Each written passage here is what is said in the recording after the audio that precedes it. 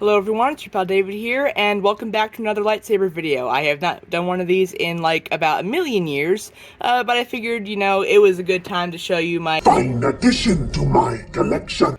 So this right here, as you can tell, is a Graflex. It's only my third lightsaber, and it's a Graflex, so good for me. I chose A New Hope because it's my favorite of the configurations, and I've actually found that it's also the cheapest one to make, so there's that too. Now just a heads up, this is not going to be the final version of this. There are some parts that are missing, some of them broke, so I had to crudely replace them, but hopefully I should be getting an overall upper core replacement soon. So anyways, let's take a look at this thing. Let's get into it. So the main Graflex base itself is a Graflex shop saber kit. I went with the saber kit because I was originally going to install this thing, and then I realized afterwards maybe installing things is not exactly my forte, so I'm going to get an installed Graflex soon and use this bottom section on that, but we'll get to that later. You can see here that I've scratched it up pretty good just to add a little bit of, accuracy weathering. I don't know if this is accurate to the actual prop, but it's close enough, isn't it? So starting off with the bunny ears, it looks like mine were made pretty weirdly. This ear right here doesn't really go up against the band.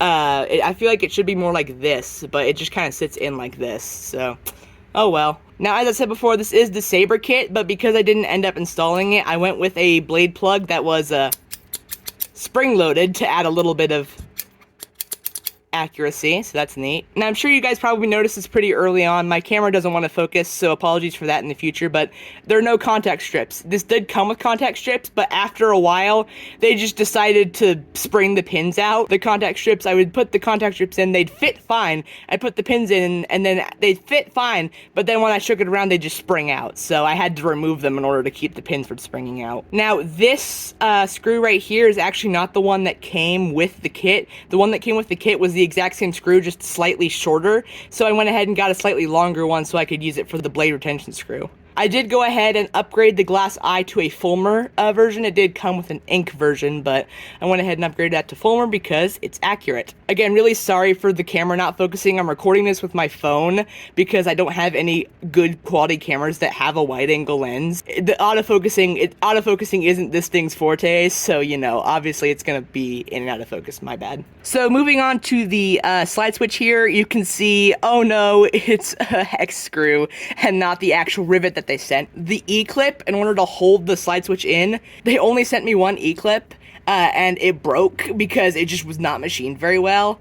And so eventually, after a lot of struggling to find a new one, I eventually just gave up and got a screw. I am planning to, in the future, fill the hole in so it's at least a smooth head and not clearly a screw that I slapped on there, but still, that is a little disappointing, and I kind of wish that they just sent me a good slide switch assembly, but whatever, you get what you get. And as for the red button, you'll notice it's the most accurately colored red button. It's a nice color too, like it's not just that it's accurate, but it's a very nice color. I feel like a lot of replicas use a more purpley magenta sort of button, but this one is like red, and like it looks really good in this lighting. And also because, again, this is more accurate to a vintage, the beer tab and the slide switch plate here are dull, which I think really is cool because it kind of subtly, contrasts the shiny, more chromy finish, so that's really neat. Again, you can see I scratched up the clamp quite a bit, then went ahead and removed the square washer, and luckily enough, the pin actually does protrude slightly like it did on the original prop, so that's cool. Now for the bubble strip, I went with WannaWanga, but WannaWanga sells two versions. This one is accurate in shape and size and everything like that, but it's completely transparent, which is not accurate to an actual bubble strip. Whereas the other one was completely inaccurate in all those things, but it had an accurate translucency, so I was really like, which one do I go with? I went with the newer one, which has the accurate shape and all that. Surprisingly, I did have to sand it down quite a bit to make it fit in the clamp, and once I did that, it seemed to kind of scuff the rest of it up, so it's a little bit more translucent than it was before, so good for that. I did not go with the sidebar stamping here because that's surprisingly expensive, and also sending you the replica sidebar, WannaWanga has that out of stock, and I didn't want to send him this one because that's just too complicated, so I went ahead and just left that off. So moving on to the grips, these are actually from WannaWanga. I wanted this to be as easy to, work with as possible, so I went ahead and got Eco Grips. Now because I got Eco Grips, that means that they're cut at the same length, and they're cut at the same angle on the ends, which is not accurate to A New Hope. They're all cut at different lengths, and they're cut at different angles on the ends. But I unintentionally kind of made up for it, sort of, by not using a grip guide, and I'm terrible at eyeballing it. So the grips are in the correct places, but you'll notice that the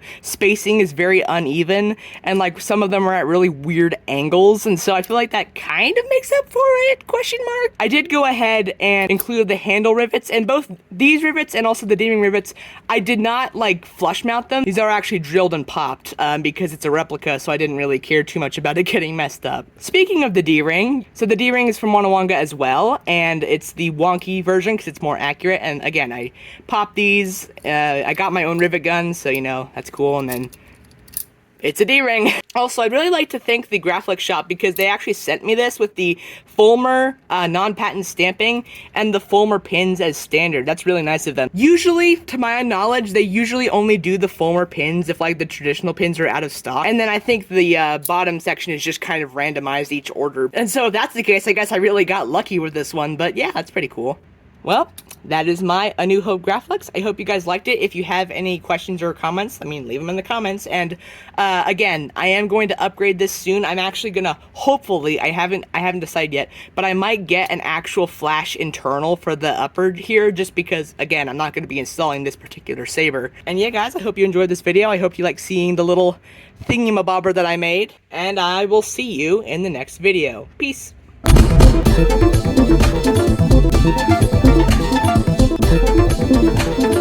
Thank you.